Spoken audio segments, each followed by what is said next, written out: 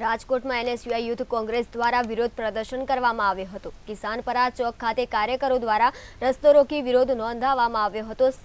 IT વિભાગ દ્વારા રાષ્ટ્રીય કોંગ્રેસના બેંક ખાતા સીઝ કરાતા મામલો બીચક્યો હતો। ત્યારે એનએસયુઆઈ દ્વારા મોદી સરકાર સામે સૂત્રોચ્ચાર સાથે વિરોધ કરાતા પોલીસ દ્વારા ટીંગાટોળી કરી કોંગ્રેસ કાર્યકરોની અટકાયત કરવામાં આવી હતી।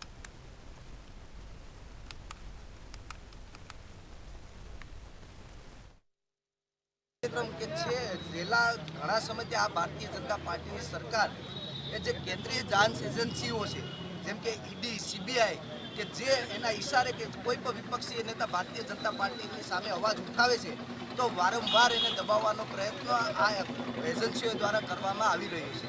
ત્યારે ગઈકાલે જે મેન કોંગ્રેસ પાર્ટીના એકાઉન્ટ છે તે ફ્રીઝ કરી અને ક્યાંક ને ક્યાંક ભારતીય જનતા પાર્ટીની સરકારે એક ડરની માનસિકતા દર્શાવી છે કે આવનારી લોકસભાના ઇલેક્શનમાં પોતે ક્યાંક ડરી ગઈ હોય અને જે વિપક્ષને દબાવવાનો પ્રયત્ન કરી રહી છે તેના વિરોધ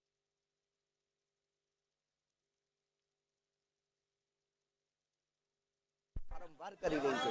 એ પછી ઈડી હોય અગ્રણી ભારતીય જનતા પાર્ટી દ્વારા જે લોકશાહીને હનન કરવાનું કામ કૃત્ય થઈ રહ્યું છે।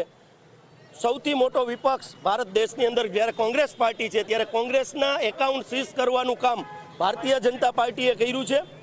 એ કામને અમે વખોડી કાઢીએ છીએ। લોકશાહીની અંદર હંમેશા વિરોધ પક્ષનો અવાજ મજબૂત કઈ રીતે થાય સત્તા પક્ષે સાંભળવાનો હોય, જ્યારે હિટલરશાહી સરકારની અંદર વિરોધ પક્ષ કામ પણ ન કરી શકે, અનેક પ્રકારે દબાવવાનો પ્રયત્ન ભારતીય જનતા પાર્ટીની સરકાર થઈ રહી